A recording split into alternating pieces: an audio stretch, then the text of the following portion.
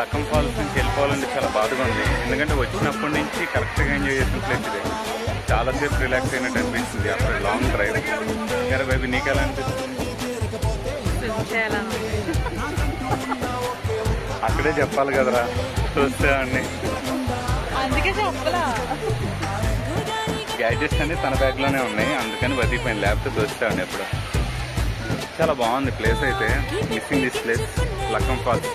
Reporting from Lakkam falls. Bye by.